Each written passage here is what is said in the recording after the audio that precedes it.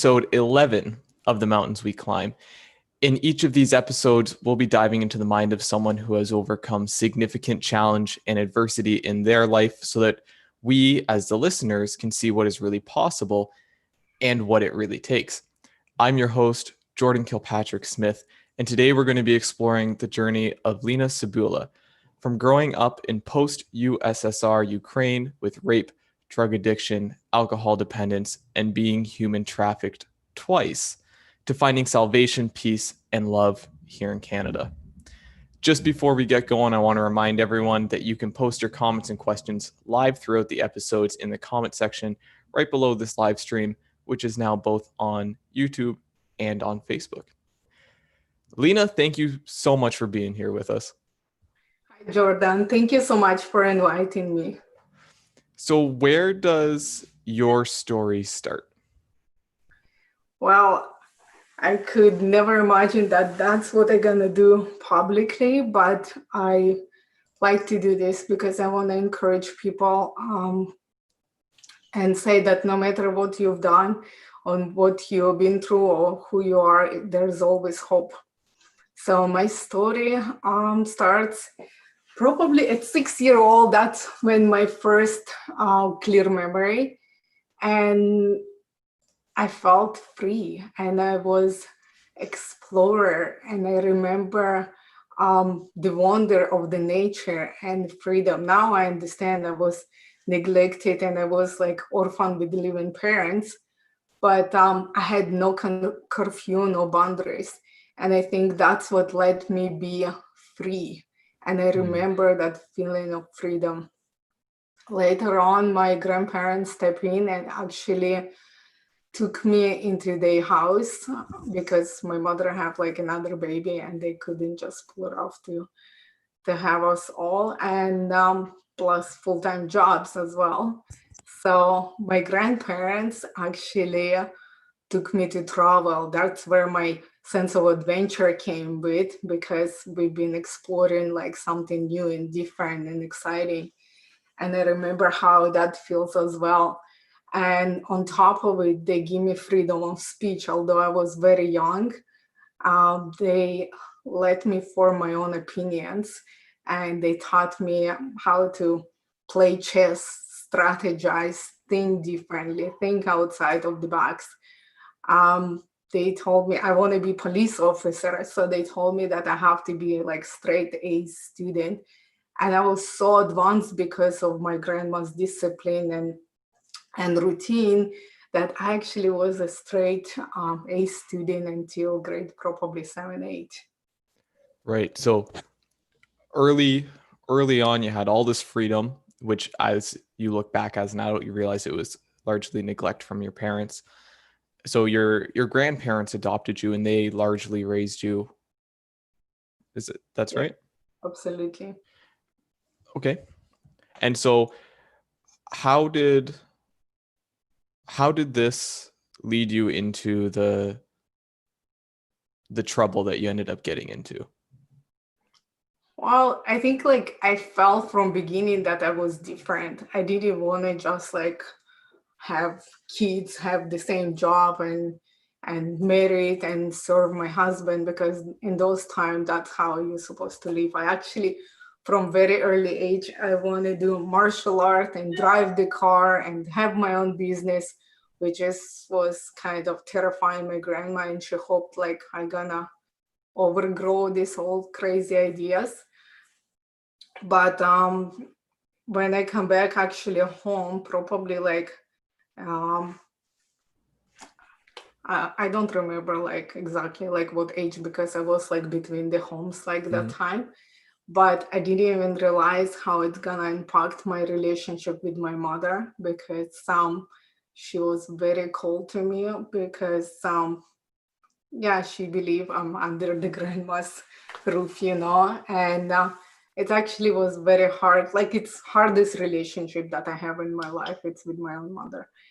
But they really struggle. Now I do understand this because I am a wife and a mother. I do understand that she struggled in her relationship with my dad, and they live like in poverty too. And I have like by the time they have 3 kids, And yeah, they struggle in their marriage as well. And I bet like she had postpartum depression as well, but nobody talked about that too. And they didn't have like God or community to actually support her.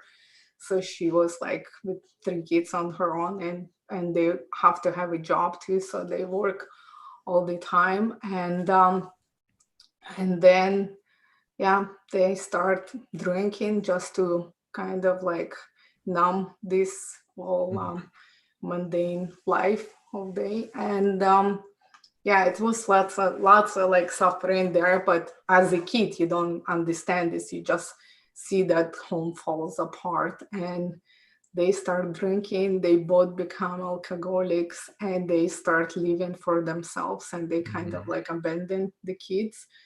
And they both lost their well-paid job in the factory. And the government turned off the hot water and electricity in our house, and it's became infested like with the cockroaches, mold, and mice. So like household was like fall apart. Yeah. So your parents lost their jobs, they turned to alcoholism, you lost electricity, really started to fall into poverty, right? Yes. And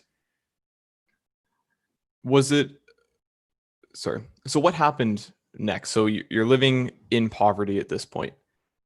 Then what Yeah. happened? We were hungry most of the time, and there were people who was bringing like booze and food into our house. That's why my parents let them eat. And very soon, like my house become that like one place in the town that everybody can come and do drugs or drink or anything like that. Right. So from the early age, I become a prey, and I've been raped numerous times. And I realized no, my parents, no police, no government, not gonna protect me. And yeah, and I thought that was like the worst of the worst. And I started drinking and smoking and just trying to like forget and just numb my brain for thinking like why this is happening, because I see my friends and their family and they're normal and they're Hmm. like their parents not like that. So I thought that was like the worst experience of my life. I was like so traumatized. But one day I woke up with like severe abdominal pain, and it was like 1 month before my 15th birthday. And my mother took me to the hospital and left me there. And they discovered that I actually in labor, and I delivered a baby girl. I didn't know I was pregnant. I didn't know who her father was. And um, yeah, she had a birth defect because of my drinking and smoking probably. And I was so malnourished, like, and for her to stay in the hospital and be taken care of by the professional, I had to give her a name and I have to refuse my parental rights. And that struck me like more than the pain of being raped, because now like I was responsible for this human being, for this innocent life that I have to abandon. And I suffered with the fact I thought like I'm just like my mother, like I'm just like her. Although like I was so broken, but I was 15-year-old kid, like nothing I can do. I couldn't support myself, not only the baby. So she passed away 3 months later because of her health complications. And I borrow money from my friends, and because like I want to bury her properly because I felt like I owed her that. So when people was getting ready to celebrate New Year, excuse me, I actually bought the little casket like this, and I carried that casket in my arms to the cemetery. And that visual haunt me probably like for a very, very long time. So I remember like how they dig the hole in that very cold ground. And I remember the way the grief felt. Like I never ever felt anything like that. I felt like my heart just literally breaking. I had so much physical pain because my mind couldn't stop going on and on that I killed this baby. Mm. And the guilt and condemnation, like, and it was so heavy that I went in distress and I started drinking and I become an alcoholic. Yeah. At 15, I was drinking to the point that to black out. Yeah. So there's so much there that I want to ask you about with that whole section where, because you had gone from this straight A student who was living with her grandparents and doing well into poverty, alcohol, drugs, rape, burying your first child at, you said you were 15, right? Yeah. Okay. So I want to go back to when people started coming over to your house. When was the first time you were raped? How old would you have been? I was probably like just a little bit older than 13. Yeah. And were your parents aware of what was going on? Yeah, my father once said to the gangs, he said, like, just take her as long as you don't touch me. As He in dragged me out of my house. the guys did? Yeah, in front of my dad. That's why I harbor so much hate against him. And the cops, like, too, like, I wrote so many, like, whatever, like, complaints and try to fix this. But they say, like, oh, they see my address. He's like, oh, I know where you live. That I know who your parents are, because like the cops been called there so many times. So they say, I know who you are. So you probably like let them take you. Yeah. And then I was drunk and the cops like beat me almost to death. And I think that was my last time I want to be police officer. Right. What was going through your head when your dad was like, just take her, just don't touch me? I want to kill him. I hate him so much. I'm thinking like, I hate him like already before, because like I thought he's not the man. If you allowed your wife behave like this and don't like put your like foot down and just go run and hide, you are a loser, Yeah. like you nothing. And that was very interesting because he never been like in my eyes that like authority figure or anything. He never even tried to protect me. But later on, I understand, you know what? The guys actually take heartbreak so much harder than women. I do understand that my father just crazy was in love with my mother, and that's why her behavior just broke him. He just Mm. went depressed, and I do believe like he didn't even think clearly. He couldn't even comprehend what's going on. But now, like I'm talking about this now when I already like feel so healed and we Mhm. build the relationship back. But that time, like I just hate him because I thought he's not worthy to have a family, to have children, to have wife. And I felt that whatever he gets, he deserves. Yeah. And so was your virginity taken through rape? It actually wasn't. It was actually taken through stupidity. Hmm. And I was like 13 years old. And I think in some point, in some crazy point, I'm glad that I decided to give that away first, because like the rape happened just like very soon after. And yeah, I think that would be, in a stupid sense, that would be like even like more traumatic. But I did it because my friend did it. So I had the boyfriend that time, and we kind of like all together decide that's what we're gonna do. And the craziest part that her mother found out, it's very early, even like for Ukraine, we don't really do sex at 13. Mhm. But with all the brokenness, like she did it like to spite her mother, and her mother just lost it. Like she was like so furious. And I told my mother, and she said, well, it would happen sooner or later. So like it was nothing, like my body never been like secret. It's never been like, oh, it have to be like saved for your husband. It's never had like any like value of like worthiness or like anything. Love yourself, love your body, like it's so precious to you and stuff like that. It's Yeah. always been like open like bodies for sex and have babies. Yeah. And so you mentioned, I think I heard the word they when you were talking about they pulled you from the house when your dad said, just take her.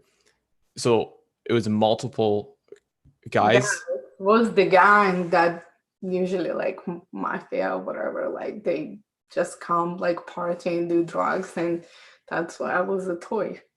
Right. And did I'm trying to wrap my head around it because it's such a horrific thing to have happened to you at such a um, influential age in your life, right? Did that start to become normal for you? Like, did you start to expect it, or was the entire time was it like this is awful and I like fight tooth and nail? You know what? Like in the beginning, I was so broken like from the beginning that I still like I was like try to run away, try to save myself. I try to like do all this stuff because my mind say that it's not normal. Mm-hmm. But then I just started drinking and I didn't care. I didn't care like what happening to me. I didn't care where I wake up. Sometimes it was the hospital, like when I was like beaten and raped. Sometimes somewhere else, like where I don't know like how I end up. Everything like got to the point that I don't care. I don't think like I ever thought like I wanna die, but I never thought like, wow, living is awesome. Yeah, I hear you. And what was going through your mind the moment when the doctors told you that you weren't just pregnant, you were also going into labor now? Honestly, like it was so crazy. I never felt like pain like that in my life. I felt like all my bones breaking and I was in so much pain. And I think it happens actually like day prior that I'm thinking like something's wrong with me, something's wrong. And then my mother was home that time too. And the craziest part, this is like one time she was actually like kind to me because I was like wailing with pain. And then she's like, okay, you need to go to the hospital. When the doctors say like that they can have like they can hear the heartbeat, I was like, this is impossible. It cannot be like that. I have to be pregnant. I have to have a like baby because I'm old enough to understand like if you have a baby, it have to be like in the belly and like Yeah. I don't know all these like details. And he said like you're having a baby, and I actually like few hours later she was born. I saw this like pink body with queen, and she was moving her hands and feet, you know, like, and I was there alone with her like after like the nurse tried to clean her up, and I keep staring in disbelief. Like I keep thinking like how I didn't know, like how this is possible. Now, although like I watch some of the programs and they say I didn't know I was pregnant, I'm like, this is 100% true because this has happened to me, Mm. you know. So it's kind of like very very like traumatizing to find out. And plus like most of those people on TV have the spouse and they're happy to have a child, miracle baby and all this stuff. For me it was the shock because I had no one in my corner. So like there's no way, like even my mother when she came, because for me to sign out that's parental rights, I have to be with the parent because I was like underage. Yeah. So she goes to me like who gonna raise her? You? Are you bring her home? Not in my home. So like where else I gonna go? I have no Yeah. other home. So What was her name? Xenia, I named her Ksenia. Xenia. Well, it's the long name is Oksana, but Ksenia, it's like more like cute Mhm. names, sweet names that Yeah. we give in the kids. Yeah. Yes. And so around New Year's Eve, you bury her. And what happens after that? I start like looking for something to actually like numb my brain. I was like so tired of like beating myself up and thinking like about this. And it was like broken record. It was like same thing like over and over and over.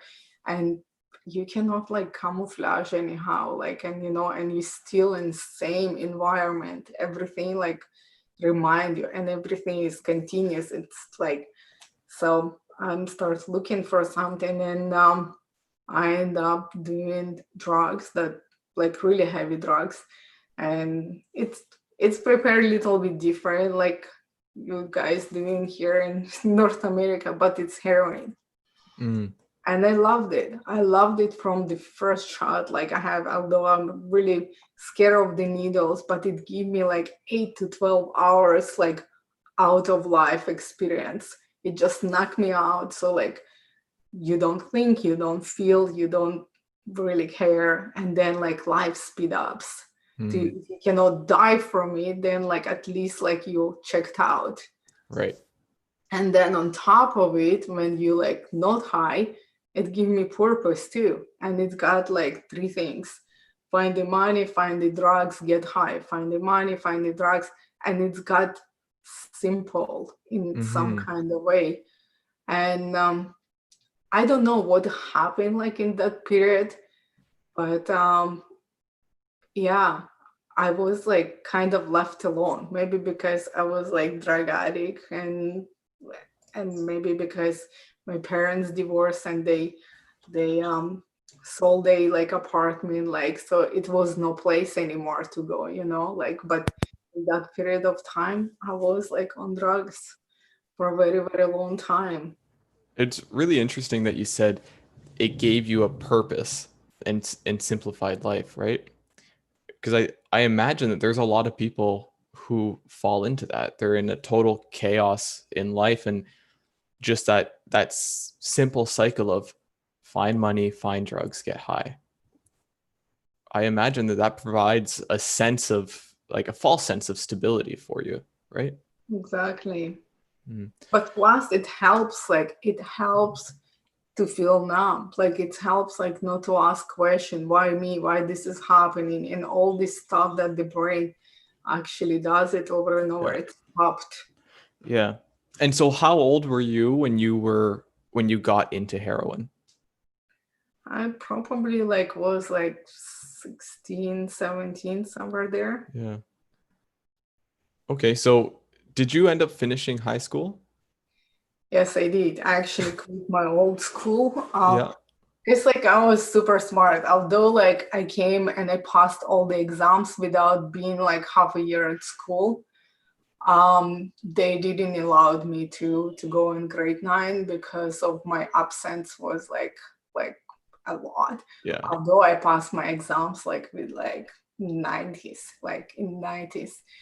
Um, so they just not allowed. Although my teacher fought for me very hard, she's like, I know situation at home. Although I don't think they knew exactly the situation, but yeah, and yeah, they didn't pass me, so I decided to quit the school. I said, you Mm. know what, one day I'll go to university. I don't need you. And but that was like right before I went to drugs, so like it wasn't that. Um, and I found the adult learning center. They actually like give you the evening school, but the Mhm. same program and same stuff. So I went there for like 4 years and I finished and I got my diploma.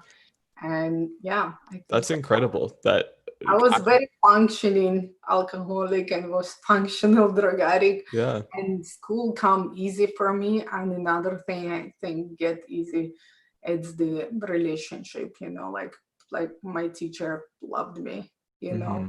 Yeah. So, okay, 16, 17. you're doing heroin. 18. Up to 18.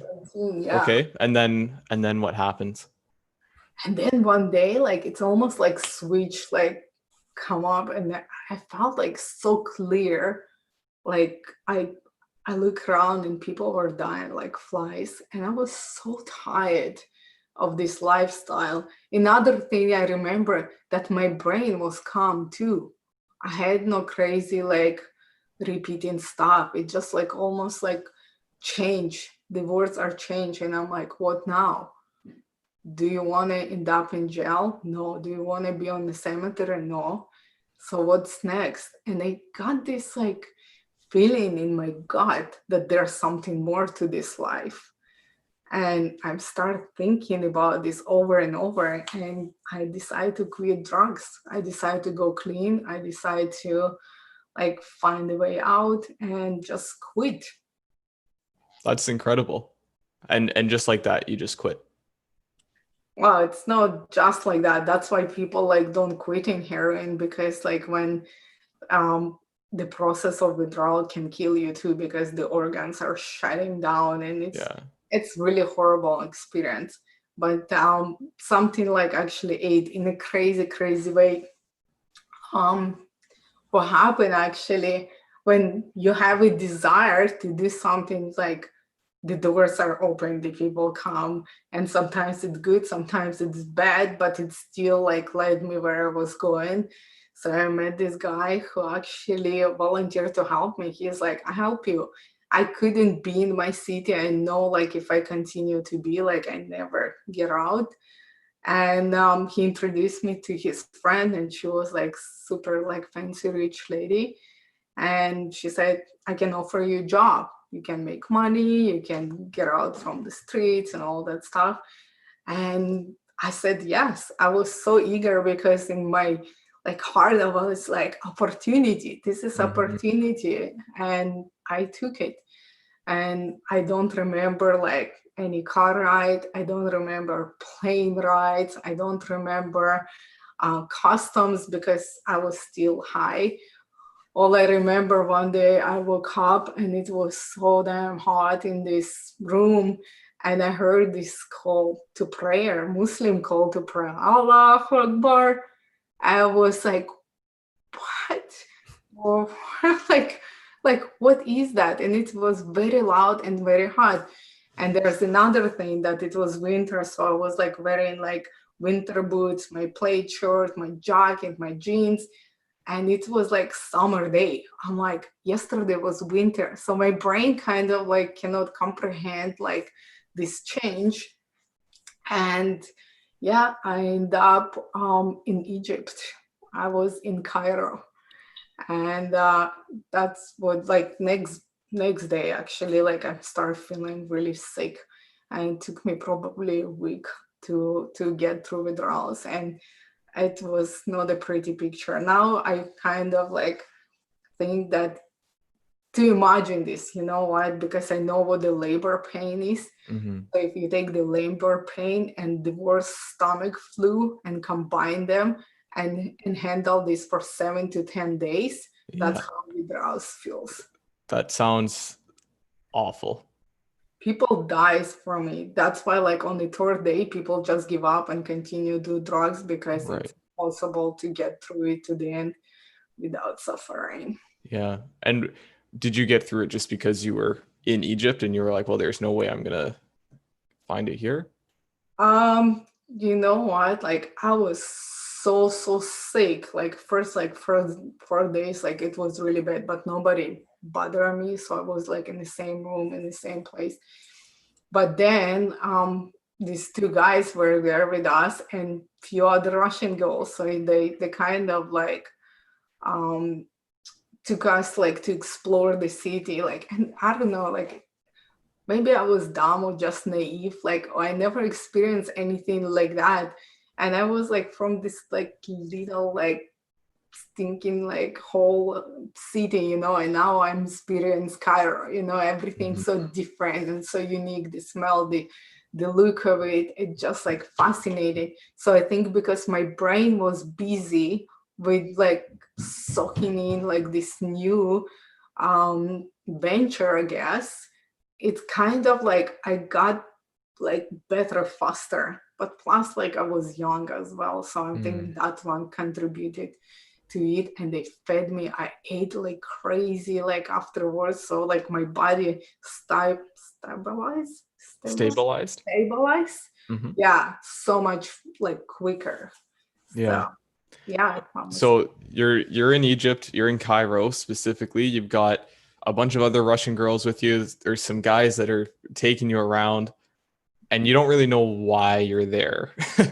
Yeah, like I don't know, it sounds stupid, but it's kind of like I'm here, so it is what it is, and Right. it's fun. Okay, it's different and it's interesting and it's fun, and there are lots of stuff that happen in between until like one day they just brought us in the middle of this desert and drop us off in like some like Bedouin tent with two scary Arabs with guns and left us there. I think that's first time where I'm with my clear mind thinking, I'm screwed. Like something like bad happened and I am not Right. free. Yeah.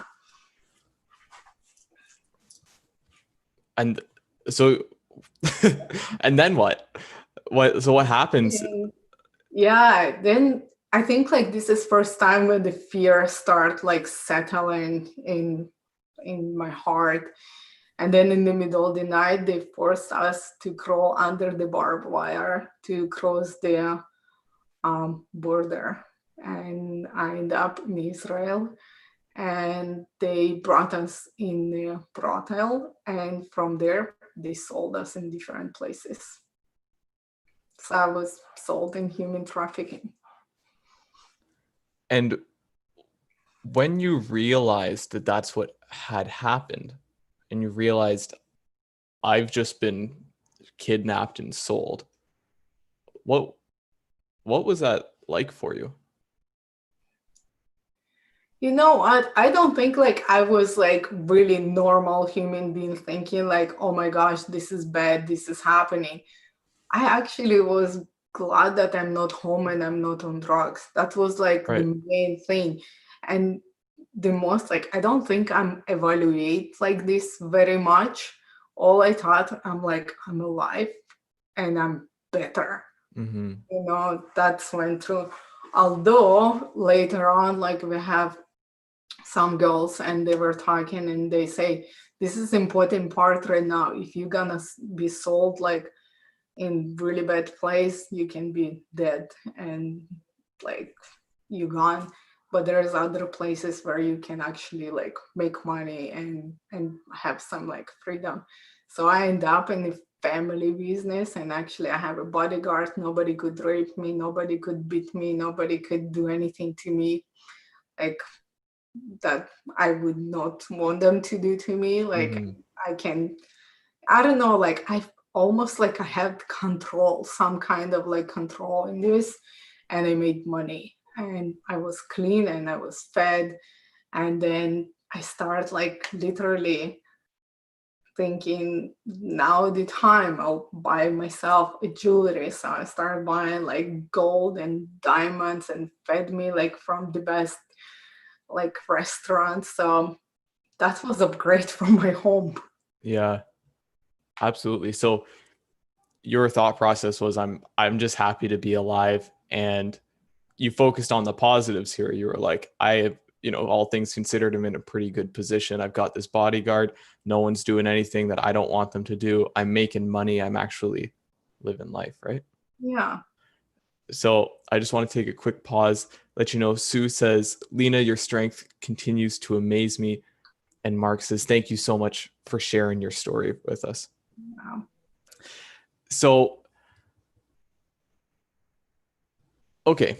So you went through poverty, rape, had to bury your child, trafficked to Egypt, and then to Israel, and you ended up in this brothel.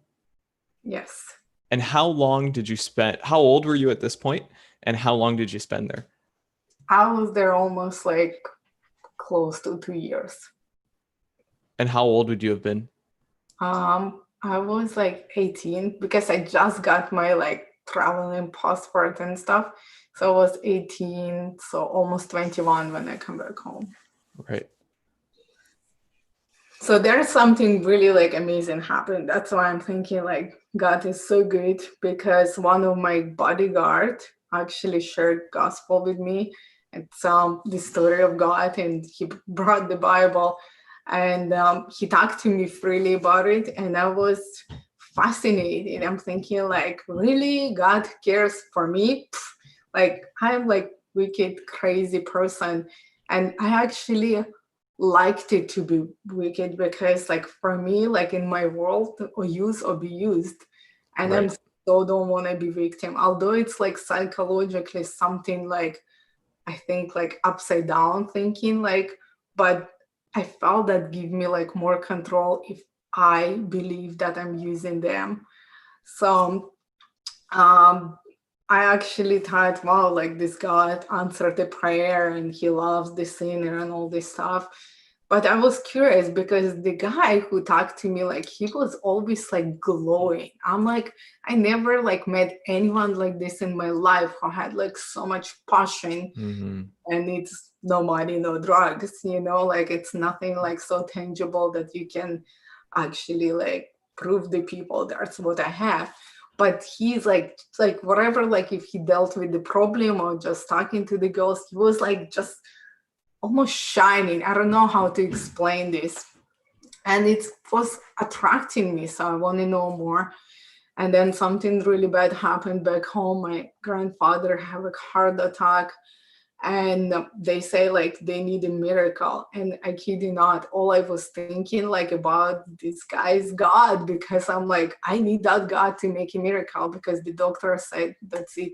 So he was in a coma, and my bodyguard, he took me to Jerusalem, to the Wailing Wall or Western Wall. That's where people pray for miracles. And I prayed, and I prayed probably like for like over an hour, and God heard my prayer, and he healed my grandfather. And the coolest part, not only like he been healed, he had like no any symptoms of stroke. He was like so alive and well. And I knew in my heart that God actually heard my prayer, because they keep saying like, this is miracle, this is miracle. They And being the doctors? yeah, the doctors, because they like, we cannot explain this. And I Right. knew that it was God, because like, yeah, it was like miraculous. This supernatural power actually heard my prayer. And I was talking to my friend another day. I'm thinking, and I asked her like how God answered the sinner prayer. She said, because God looked at the heart, because God doesn't look who you are and what you do. Like that was from my heart. I really want him to survive.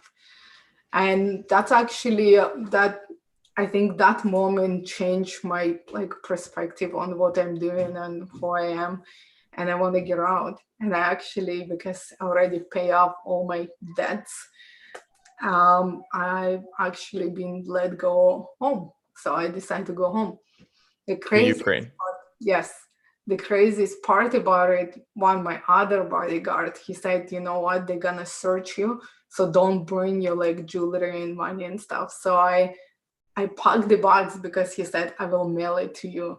And I packed the bags with all my jewelry, diamonds and gold, left it to him. And when I come home, I send my money to my aunt. So I thought I'm gonna buy apartment like and get like start some my new life. But in the up, she spent all my money. She stole all my money and spent it. And the guy in Israel never sent me my box. So they ripped me off, like, and I was poor again. And Dang. literally, it was like so bad. I never felt rage that deep in my heart as that time. So I didn't want to end up in jail, and I don't want to kill anyone. So I actually went on drugs again, because I remember I have like one gold bracelet that I still left, and that's why I went and sold it and started doing drugs again. But that time for me being away from the city, like heroin, like swallow my city. And I end up, all of my friends end up on top of the like like drug lord and mafia and stuff. So That's convenient. yeah, it was so convenient. So I became very fast. I became the right hand of the number one drug lord in the city. Right. And I had like unlimited amount of drugs, money, influence, everything that I ever crave. It was there for me. So, your story is wild. So, Movie, huh? I'm sorry. Like movie. It is. It is. I'm really looking forward to the movie that comes out Oh yeah. from your story because, uh, okay. So I just want to be conscious of time and keep us moving through here. But you lost, so you built up this little bit of wealth for yourself in Israel.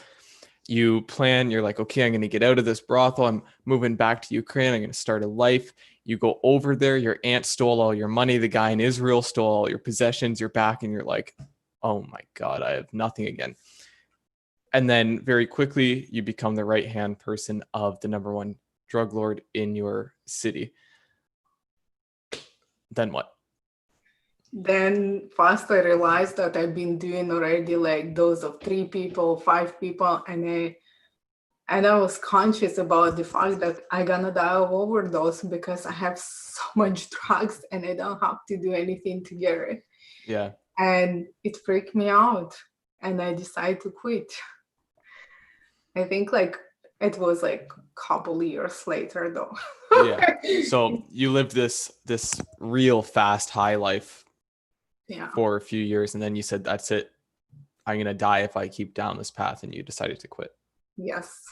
So I left my city and I went to Kiev, but I quit. I actually did stay with my friends for a week and I come out from heroin again by myself. And I try to have like normal life there. I try all this stuff, but nothing ever worked. So I decide to just do what I can do. Hey, Goose.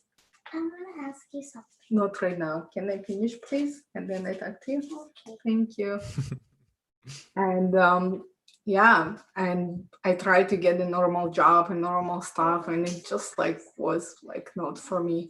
So all I knew, like I actually found the same people, and I sold myself.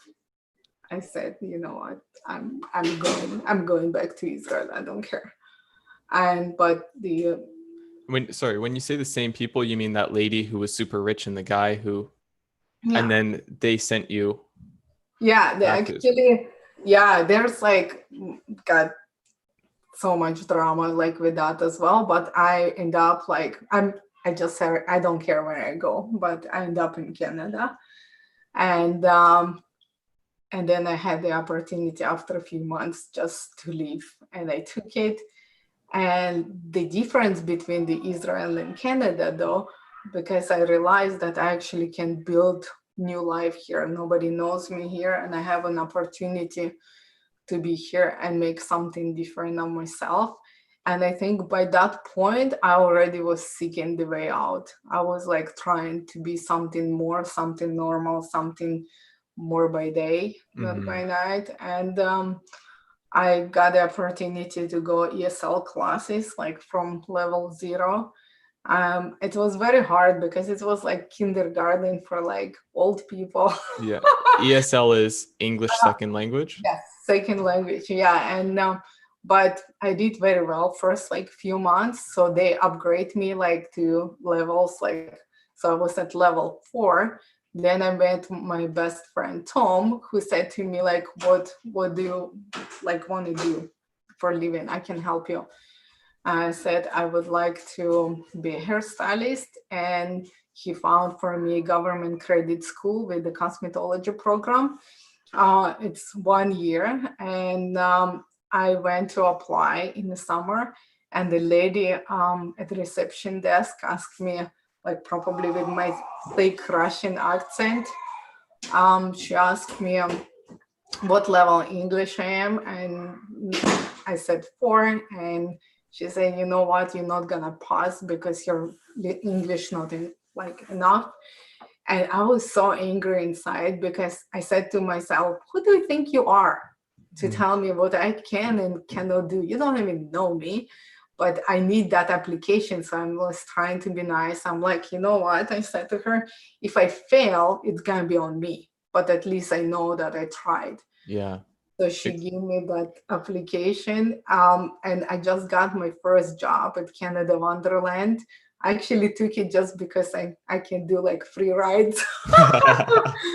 But the craziest part that it was like 1.5 hour ride, like on a bus, and I was borrowing from the library novels, and I was reading very simple language, and I was trying to like translate with the little like Oxford dictionary. It was long before like iPhones and stuff. And by the end of 3 months, I don't know what my level was, but I wrote that exam, and from 100 people, 30 people was chosen, and I was one of those people.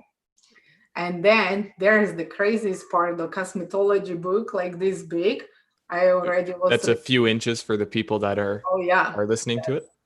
So it was pretty big book, and I was reading without any dictionary, and my usual, like, average like scores was like from 90s, like high 90s.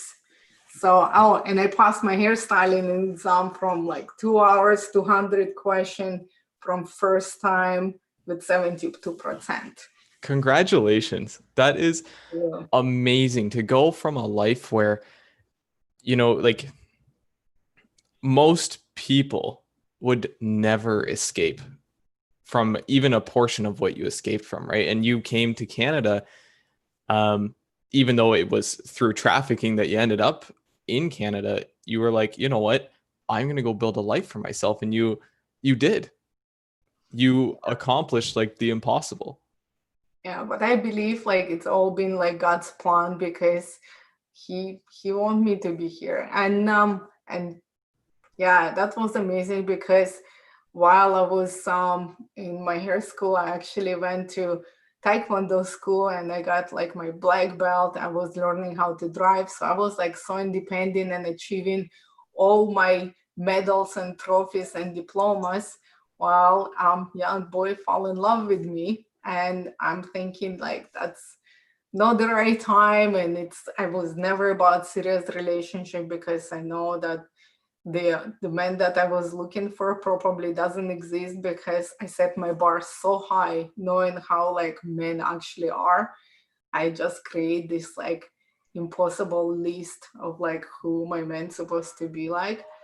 And this Christian boy just like start courting me. It was so amazing, because for the first time I actually felt like a girl, and he didn't see like all my rough edges, obnoxious attitude and all that stuff, because I was trying to learn how to behave properly, because I never learned how to be like normal human being. I tried to like figure out everything by myself, but he treated me like a lady, and it was like very, very interesting.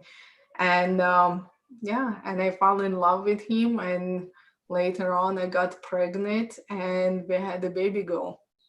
And honestly, by that time I thought like that's all my dreams now come true. So I have like profession, I have a husband, or that time boyfriend who loves me, I have home, I have food, I have clothes, I have this precious child, and she's healthy after everything like I went through. And I thought that's it, now I'm gonna have peace and love and comfort. But it hit me like a truck, because first time I was clean, and I had postpartum, and I was alone. I had no one to help me. And my husband, the time boyfriend, he was working 24/7 to provide for the wife and the child, and I was alone. My English was like still not enough to just come out and figure out that they have like some kids clubs or wherever moms get together. So it was very rough couple years, and I turned to food. I turned to food like my drug, because it was my comfort, that I felt. And it's I don't know, more like normal and acceptable, and that was good. except then I went from like size 8 to size 18 in 2 years. Right. And then it hit me too when I saw my pants like this, and I saw my husband like on another side, and I yelled at him. I'm like, "Where were you?" He's like, "I thought you need emotional support, so I just like let you like be in that comfort." So yeah, I decided to come back to Taekwondo, come back to work, and that social pressure to look good in the salon and like feel good. I actually lost my weight up to like yeah, size 12 by myself. Yeah, so that was like really big accomplishment. Yeah. Although I still have like tons of like stress, anxiety, panic attacks, because I heard it, like this voice in my head that my daughter gonna get sick, gonna die, I'm awful mother, I'm an imposter, who do you think you are to have this life, you think you can have a good life, good marriage. And I heard this stuff like, if she gonna die, he gonna blame you for it, he gonna kick you out, you're gonna be on drugs, you're gonna die on the street. That was like I was thinking every time she gets sick. So I treat her like this glass little doll, and I had so much paranoia that something happened to her. Well, it makes sense why you would be having panic attacks if that's what was going through your head, right? Like as you were having those thoughts about everything that I've built, all of this amazing life is going to be taken away. Yes. And then So, I sorry, just go ahead. want to mention this because that's like the best, it's culmination of my story, because we went to church only because I want to try to impress my boyfriend's family. But in that, I give my life to Christ. And literally, I felt like when I prayed the prayer of salvation, like that my heart got so much peace and forgiveness and redemption. So since then, actually, like my life been transformed. Now I'm a mother of 3 beautiful children. They are healthy. I have a healthy marriage, healthy home as well. And um, I had in salon and my black belt, but the most like I'm proud, it's my book that just come out last August, and it's called Miraculous, and it's my spiritual autobiography where you can actually read my story. And I give it all to God because it was like 4 years therapy, because I never talk about this.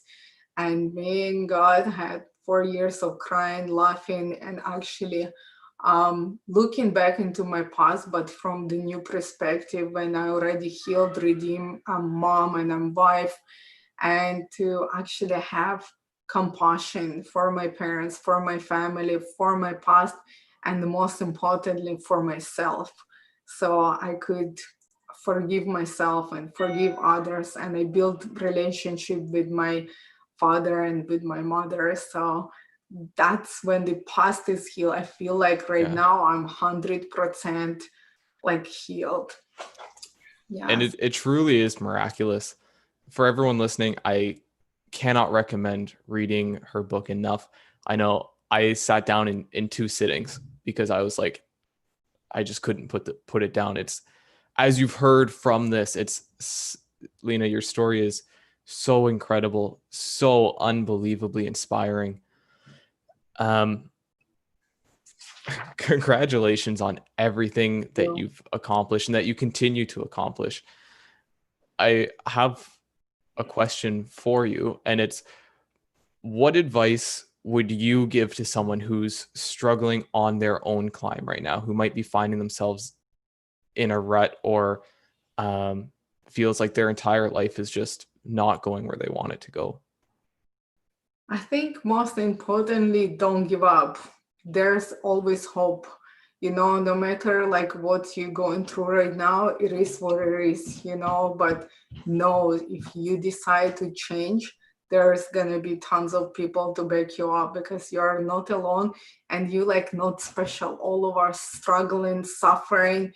And yeah, absolutely. One thing, like when you take your own life, you done. You have like nowhere to go. Until there, you have hope, you have path, and it's gonna get better. You just have to get through it. But another thing, like I want to just mention, like really Mhm. quick, it's two charities that I support right now. Yes, please do.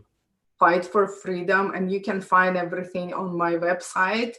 And another one called Victory House. First, it's fighting against human trafficking, and I'm very passionate about it right now. And the second one, helping women in need. So those really amazing charities. And I actually would like to finish with my favorite verse, if you don't mind, because it's not only my favorite verse, it's actually like posted right there. Yeah. But Just for everyone listening, it's on the wall behind her. oh yes, Yeah. Go um, ahead, Lena. it's not only my favorite verse, but it's my core values right now as well. And why I like this, because it you can see the transformation from before, when I was like angry, violent. I hate everything. I hate everybody. And I was always alone, always like me, myself, and I, and against the world. But now that is my core value that I live by. And it's funny because my husband read it and he said, so is mine. So that's really cool. Nice. And it's been taken from 1 Corinthians 13:4-8. And it says, love is patient, love is kind, it does not envy, it does not boast, it is not proud, it does not dishonor others, it's not self-seeking, it's not easily angered, it keeps no records of wrongs. Love does not delight in evil, but rejoices with the truth. It always protects, always trusts, always hopes, always perseveres. Love never fails. Nice. Thank you so much. And I think it's such a powerful message, regardless of what someone's beliefs are, right? Like, I think we as humans can all appreciate how powerful love is and what it can do Absolutely. for our lives. Yeah. Yes, Thank absolutely. And I so do believe like we've been born to love and to be loved. That's what my website call as well, because Mhm. God said like we're born to love others as well, but as ourselves. So like God say like you love me, you love yourself, and you love others, and that's where the peace come from. Yeah.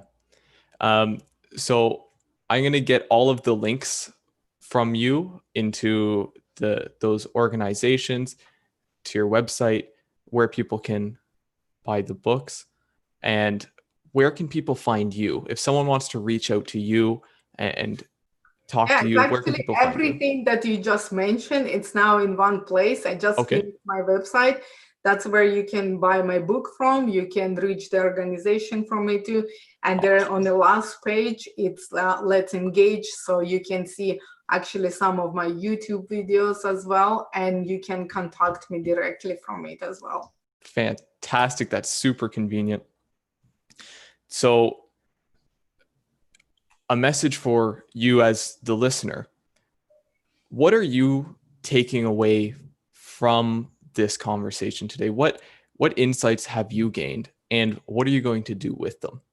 I really encourage you with every episode to think about that and start putting all of this into practice and into improving your own life. Or if you're already on that path, continue down that path. I encourage you to think of someone in your life who could use a little bit of love, who could use some support. Maybe share this with them, or just hang out with them and talk to them and be there to support them for what they're going through. Lena, thank you so much for being here. Your story is incredible. It's miraculous. I know that everyone listening is going to benefit from hearing this. My pleasure. Thank you so much for having me.